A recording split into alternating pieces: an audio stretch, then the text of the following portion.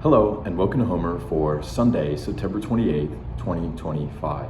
Today we will be reading from lines 164 to 174 in Book 12 of the Iliad, in which we hear a lament on behalf of the Achaean warrior for all these things that he is attempting to do, but he cannot get done. Asios. Thank you so much for being here with me today, and I hope you enjoy. Let's get into it. Father Zeus, of a surety thou too then art utterly a lover of lies. For I deemed not that the Achaean warriors would stay our might and our invincible hands.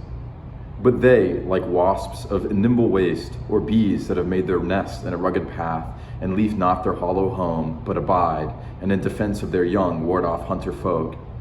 Even so these men, though they be but two, are not minded to give ground from the gate, till they either slay or be slain.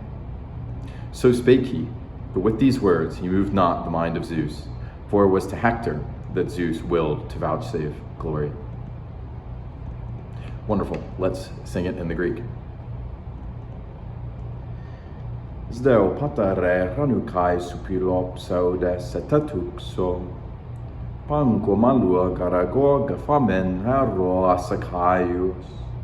Skesen he metaron gemenos kai keres aptus, oiros tes verches masonai oloie amelisai, oikia poieson daihodoi epipai paloese, uarapole pusin koilon monala menontes, andras tere terasamunon tai periteknon, was oigor tetolusi polauon kai duaonte, chassastai pringa kataktamene elonai, was sefatua de dios pete pranatao tagureuon, hectorigai hoi gar hoi tuomas abuole takuoros orexai.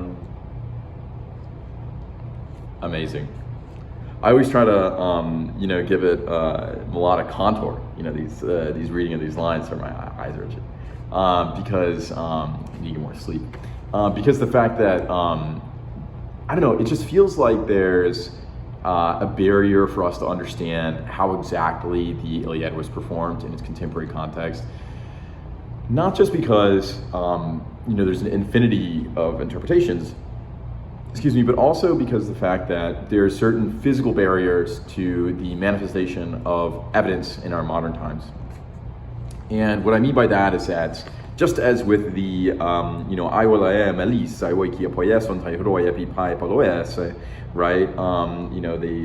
they do not, leave their, hollow homes, right? Right,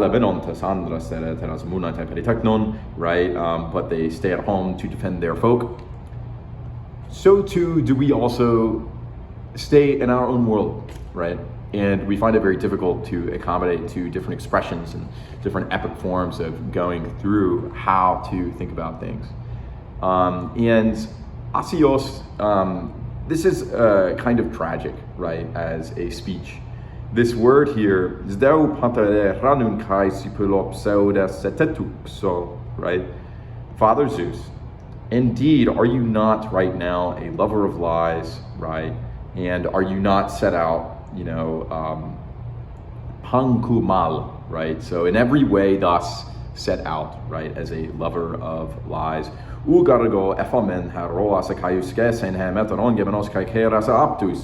Right, so I did not say Ephamen, right, that the heroes of the Achaeans would hold us scarcen, right, with their wall, right, with their beehive, I guess is how the metaphor goes, with their strong hands, right, and I think that there's, when we take our strong hands, right, for this singing, this performance, right, we are encountering something that is just as futile, right, as Asios going up against the wall, which is a technological thing. There's a technological barrier between us really understanding the performance of Homer, and it's one that we can only sort of speculate on.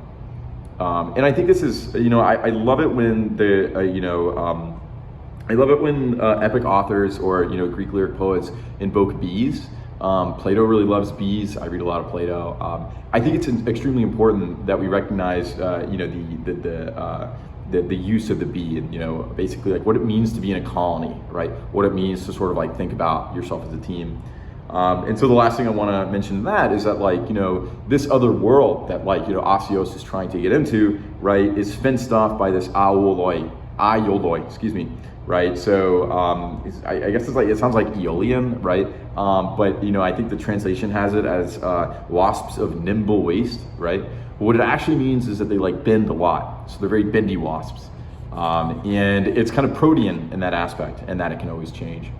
But what can never change is our drive to find the way that we ourselves do it in our modern times. With that, I will finally mention how the last line here has a great rhythm to it.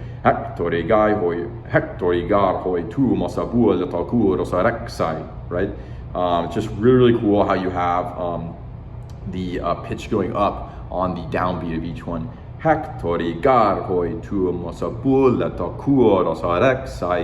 Right? Everything but the, I guess the third one, so tumos, and because of the fact that tumos has the grav on the end, I guess you could also see the trajectory as at least going up on the, the upsilon there. So actually it is kind of bum, bada bum, the whole way. So I think that's pretty cool. Anyway, that's all I have for you today. My notes for these quick 11 lines. I look forward to sharing more Homer with you tomorrow. And thank you so much for listening. Have a great day. Bye.